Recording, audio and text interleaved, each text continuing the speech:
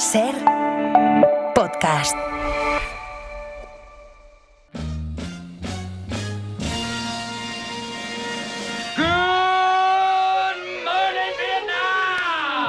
He visto cosas que vosotros no creeríais. El mundo se divide en dos categorías. Los que tienen revólver cargado y los que cavan. Tú cavas. ¡Ah! ¡Soy un hombre! Bueno, nadie es perfecto. Está usted intentando seducirme. Le haré una oferta que no rechazará. Sayonara, baby. Nunca os habéis cruzado con alguien a quien no deberíais haber puteado. Ese soy yo. La ventana del cine, con Carlos Marañón.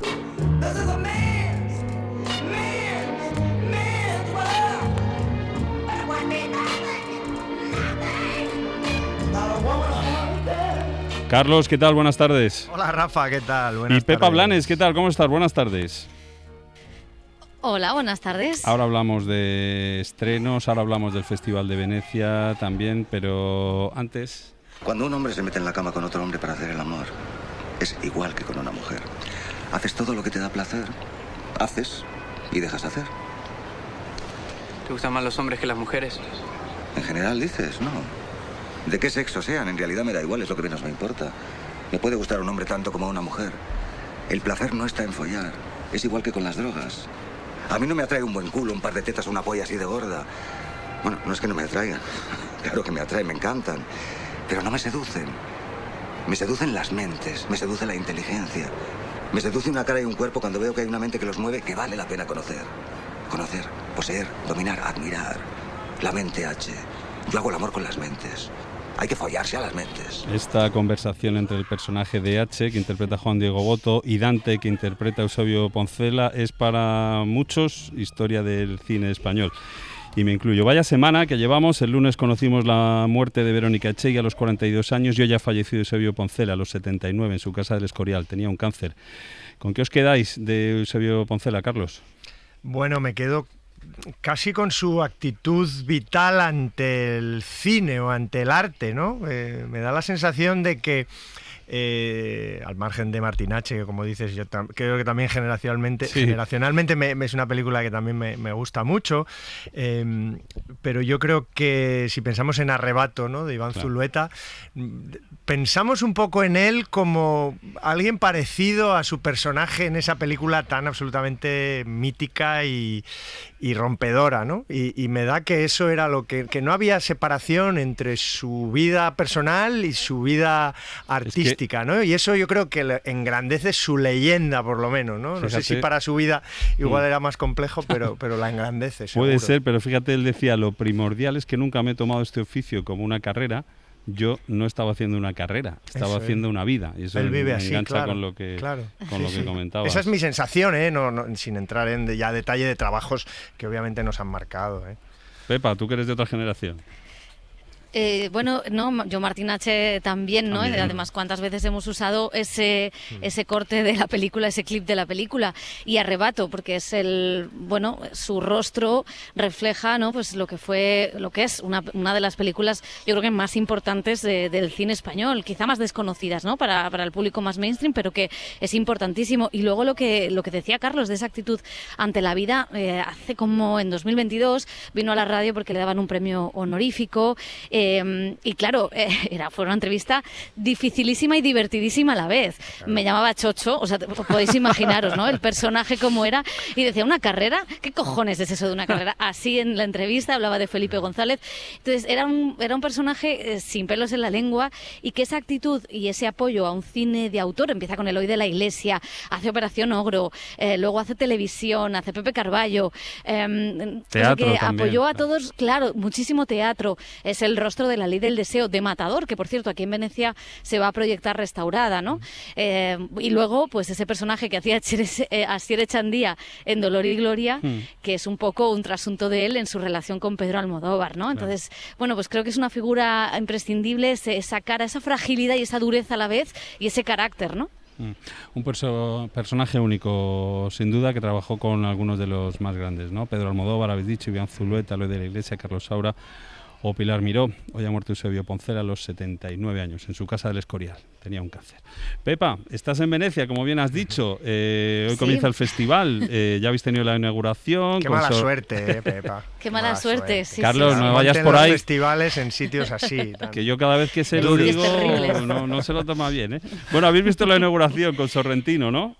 He visto Sorrentino, pero hasta las 19:00 tengo un embargo firmado, pero puedo decir que la has visto, que es una película, que la he visto, que esto ya es bastante en el embargo, que es una película que casi la ha presentado en secreto, bueno, no en secreto, pero no se sabía nada de ella, solo que la protagonizaba Tony Servillo, el gran actor italiano con el que hizo La gran belleza e Il Divo, y que era sobre los últimos días en el gobierno de un presidente de la República italiano que va a dejar el cargo y que nunca se ha mojado mucho en política, siempre ha sobrevivido a base de no meterse en las crisis de gobierno, pero ahora tiene que decidir pues si sanciona una ley de eutanasia siendo demócrata cristiano y si indulta a 2 asesinos que han asesinado, bueno, que los crímenes tienen como una doble cara. Entonces, bueno, es muy interesante lo que hace Sorrentino, al que yo siempre había tenido por alguien ideológicamente muy equidistante, y sin embargo en esta película es contra la equidistancia, con lo cual ha sido bastante divertido. No sé si queréis escuchar, porque también es como Eusebio Poncela, era genio y figura. Sí, dale.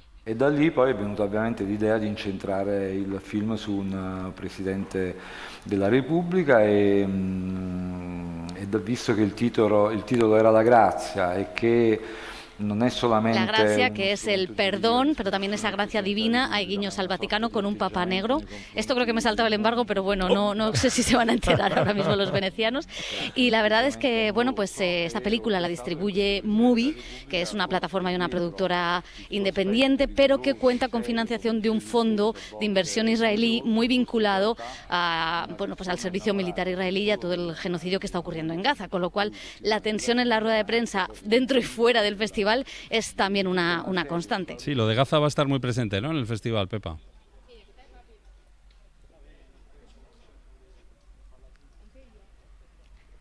Pepa, ¿nos escuchas? ¿Nos oyes? Bueno, parece que el embargo, perdido. Se han enterado del embargo. Es increíble, ha sido mencionar, saltarse el embargo y se van las comunicaciones. Bueno, pues nada, seguiremos pendientes durante el día del Festival de Venecia y lo que nos vaya contando todos estos días Pepa Blanes sobre ese Festival de Venecia, que decimos va a estar marcado quizá por estas protestas contra el festival contra lo que está pasando, contra el genocidio en Gaza. De momento, Carlos, si te parece, vamos con los estrenos.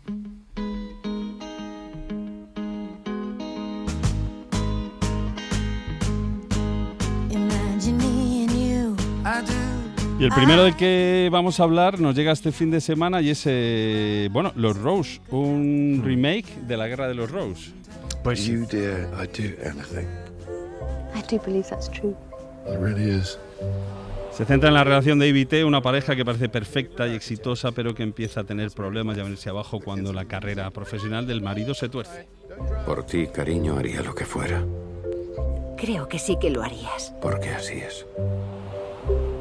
Tío Rose, mi arquitecto preferido. ¿Qué tal la vida de casado? Los niños están fenomenal. Carlos, una película más sobre matrimonios rotos.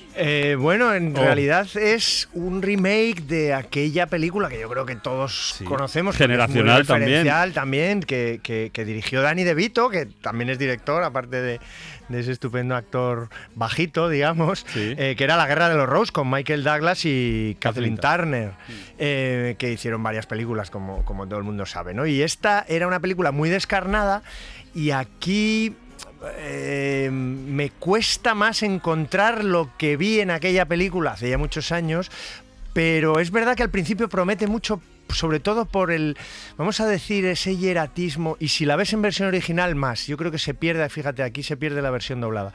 La versión original son dos actores británicos, muy británicos, Cumberbatch, tanto Benedict Cumberbatch como Olivia Colman, el de Sherlock, dos actorazos, claro, el de Sherlock, y ella la reina, ¿no? La hemos visto en series de televisión, y son muy británicos y tienen esa flema, ese hieratismo, esa toma de distancia así un poco displicente, que promete mucho al principio, porque dices, uy, estos para convertirse en lo que hicieron Kathleen Turner y Michael Douglas, que eran un poco más americanos, un poco más, digamos, era un poco más obvio todo, en el buen sentido, porque había más choque.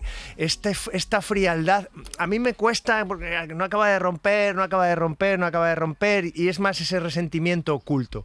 Ellos están muy bien, está basado un poco en ellos, digamos, la película. Jay Roach es un actor de comedia pura, es el actor de Austin Powers, el director de Austin Powers, por ejemplo, de las películas de Austin Powers.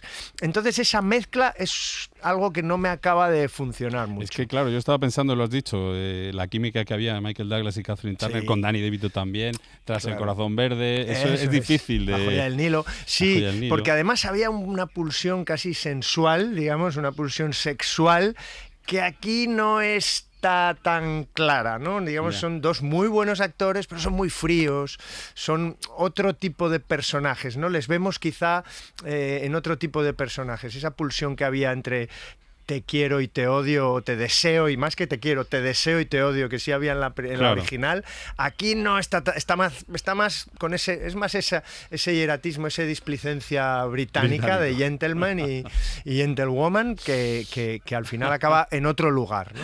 Bueno, vamos de relaciones que se rompen a otras que aguantan pese a todos los problemas. Island Rose, island of dreaming hearts, madness grows, thoughts of you rip me apart. Porque llega también esta semana a los cines Amor en 4 letras. Trata la relación entre Nicolás e Isabel. Se trunca tras los problemas de Nicolás con su padre y los de Isabel tras el accidente de su hermano y su ingreso en un internado de monjas. Cuando yo tenía 17 años, Dios habló a mi padre por primera vez. Me voy al oeste a pintar durante 7 días. Señor Coughlin. Quiero ir contigo. Parece que la estemos desterrando. Dejan aquí su infancia. Me ayuda a tenerte conmigo, Nicolás. Resulta que eres una pecadora. Te quedarás aquí arrodillada hasta que se consuman las velas. Lo siento. No lo sientas, he sido yo.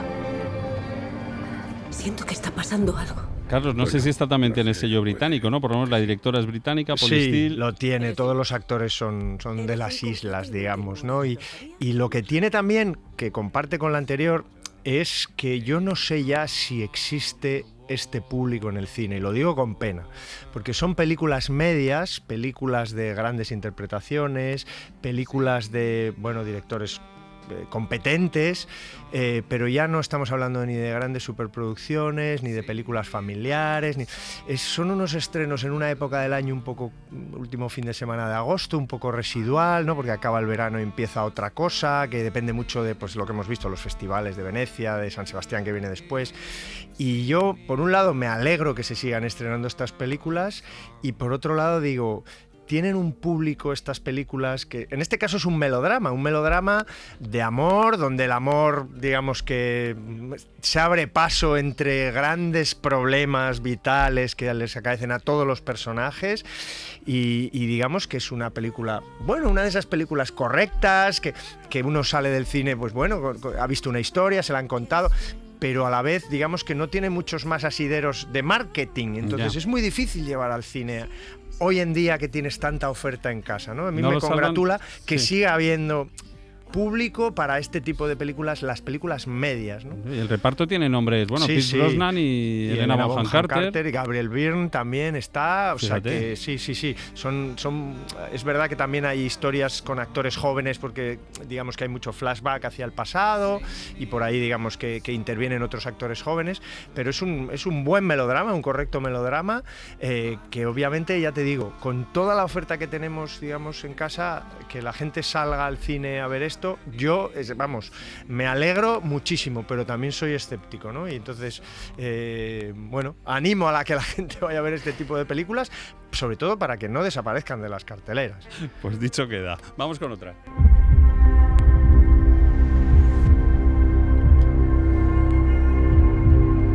Si los oyentes han visto la última de la saga de Misión Imposible, hay una escena muy agobiante en la que Tom Cruise sobrevive a una una escena en la que un submarino se inunda, ¿no? Esta semana se estrena una película que recrea un accidente real de un equipo de buceo especializado. Hablamos de Sin Oxígeno.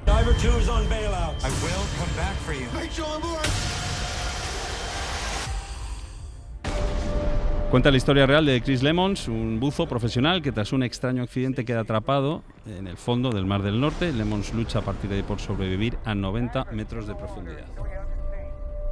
¡Duncan! ¿Qué tal trabaja el chaval? Hizo sus primeras inversiones conmigo. Puede hacerlo. Adelante. Ten cuidado, hermano.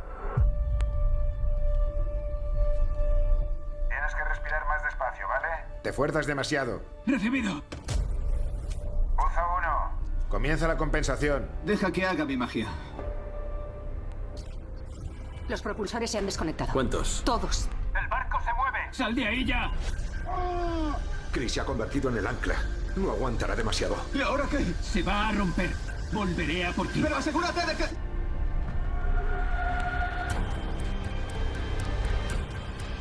Carlos, esta tiene tono reivindicativo, ¿no? Por los trabajos de alto riesgo que asumen profesionales en circunstancias extremas. Pues sí, tiene una parte de eso la película, pero en realidad lo que nos cuenta es un milagro laico, quiero decir, es un milagro porque todas las condiciones que este hombre tenía para poder salvar era imposible. O sea, él tenía aire solo para unos minutos y la distancia que había o la posibilidad de que fuera salvado era de más de media hora.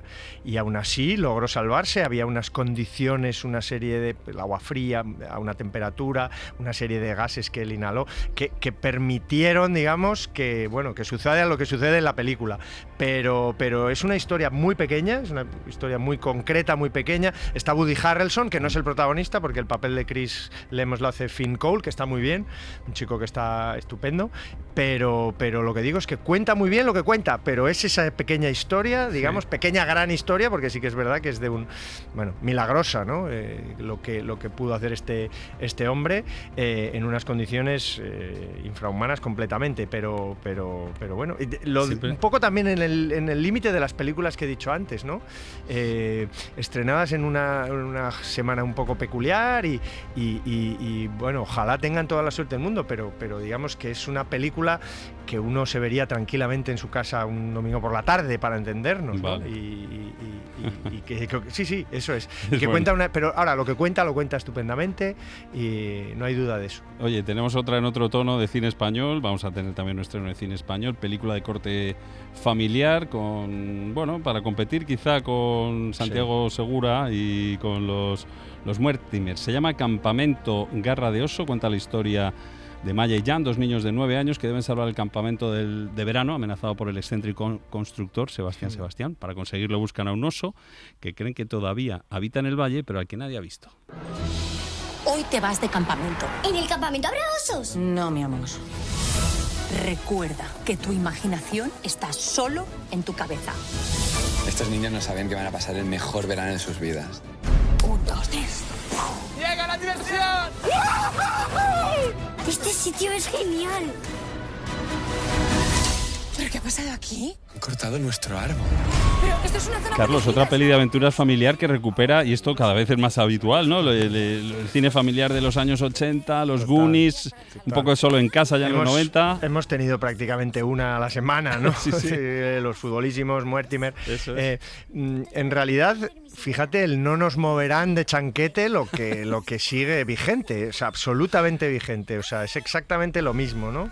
Los constructores que quieren acabar con la ilusión de los niños en este caso, ¿no? Y bueno, esta es más para, un poco como le pasaba a los Futbolísimos 2, es más para los más peques de la familia, ¿no? Digamos que los Mortimer ya toca un perfil ya más adolescente o de instituto. Esta sí que es para los más peques de la familia, siempre pequeños con un toque, con una diferencia, con eso de todos somos iguales y todos somos diferentes. Cuida mucho eso la película. A mí me hace mucha gracia Anabel Alonso, ¿no? Es un personaje siempre que da un toque muy, muy gracioso para que los adultos también desengrasen un poco el acompañar a los chavales. Pues bueno, yo creo que es la última, yo creo que viene de este verano, que hemos tenido tantas, y también es una más, ¿eh? No destaca por encima de las anteriores, más allá de que es amable, el tema campamento, animales, Vale. siempre un poco... No dejará la huella de Verano Azul, ¿no? Amable. Que había que defender la dorada. Generacionalmente no creo. Que hay que defender el campamento. Oye, y no es un estreno, es un reestreno, pero sí quiero que hablemos unos minutos de, bueno, la vuelta de Nueve Reinas, ¿no? Por el 25 aniversario. La semana pasada La hablábamos mejor, de probablemente, la que se comunidad. estrena este fin de semana, ¿no? Vamos a recordarla.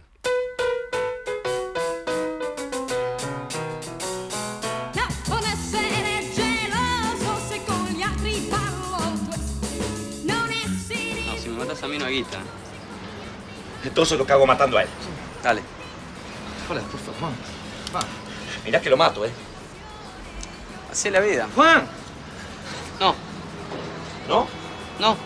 ¿Por qué? Porque dijo cheque de mierda. ¿Qué? Le dijiste cheque en lugar de guita. Yo no dije cheque. Sí, dijiste cheque. Yo no dije cheque. Sí, dijiste cheque, la reputa que te parió. Dijiste cheque. Y bueno, me llamaste a última hora. ¿Qué querés? No tuve tiempo de preparar nada. Pedazo de pelotudo. Tómatela, no es que sos un inútil de mierda, andate. Carlos, cuesta reconocer casi, ¿no? La voz de Ricardo Darín. Ahí le conocimos muchos, ¿no? Cuenta la historia de Juan y Marcos, dos estafadores de poca monta que intentan un golpe millonario, bueno, que deben realizar en menos de un día. Pero sigue funcionando 25 años después. Absolutamente. Y más, porque yo creo que, fíjate, antes de esta película, Argentina la conocíamos, por supuesto, por el fútbol, por supuesto, por la dictadura, nos llegaban ecos de la dictadura, por supuesto, bueno, por los argentinos que todos conocemos, pero yo creo que esta película nos ha ayudado a entender cómo un país tan rico estaba metido en líos económicos tan profundos, ¿no? Y financieros, ¿no? Y en parte por sus políticos. Y eso lo seguimos arrastrando hoy. Esta película anticipó de alguna manera el corralito que les iba a llegar. Totalmente. Así que esa parte también es muy interesante. Pero lo que has dicho, para mí, la llegada de Ricardo Darín a nuestras vidas, fíjate, a mí me pasa con él, no sé si te pasa a ti. Es un actor que cuando veo que una película la protagoniza él, tengo primero como un rapto de pereza. Digo, ¡ay! Y luego veo esa película o veo esa serie, por ejemplo, me pasa con El Eternauta, y es absolutamente sensacional. Es un actor... hay que mirar mucho para encontrar en España un actor, para mí, de ese nivel, ¿eh? Habría que comparable a Ricardo Darín, capaz de hacer todo tipo de registros, desde cómico, desde la parte, digamos, dura, hasta ser un ser como aquí, que es un ser que le pasan cosas y reacciona de otra manera. Sí. Me parece un actor de época, de leyenda, con un vínculo con España enorme y que tenemos mucha suerte. Y esta es probablemente lo que dices. Él había hecho Perdido por Perdido, que era una película festivalera en el año 90 y tantos. Sí. Luego El mismo amor, la misma lluvia, con Campanella, que luego hizo El hijo de la novia. Sí. Y El faro del sur también es una película, pero digamos que El hijo de la novia es cuando le conoce ya todo el mundo, ¿no? Pero esta, un poquito antes, Nueve Reinas, me parece una peli muy... Además tiene un tono de thriller también, es una película, bueno, de thriller o de tipo El golpe, ¿no? Para entenderlo. Tiene un aire al golpe, claro, de timadores, jugándose. Y es una peli muy entretenida. Lamentablemente su director, Fabián Bielinski, que también era muy bueno, hizo El Aura luego unos años después, falleció en 2006 de un infarto, o sea que fíjate. Muy grande, Darín. A mí no me pasa lo que a ti, ¿eh? Yo la fase esa de la pereza inicial me la salto, paso directamente al entusiasmo. Es enorme, no, es verdad. Tienes Fíjate, razón. empezábamos... Culpa mía, eso es culpa mía total, pero es verdad, o sea, como, bueno, y es verdad que él empezó, es muy curioso, tiene una carrera muy curiosa, porque él empezó haciendo culebrones. Sí. Hizo muchos años culebrones, bastantes años, era medio galán de culebrón, ¿no? Pues mira, hemos empezado con una escena de Martín H., también con la mano argentina, ha estado Federico Lupi ahí, dirigida por Aristarain, y vamos a cerrar con este reestreno de Nueve Reinas. Carlos, ha sido un placer, un verano más. Un placer, el gusto ha sido mío, Rafa. Seguimos viendo cine, un abrazo. Adiós.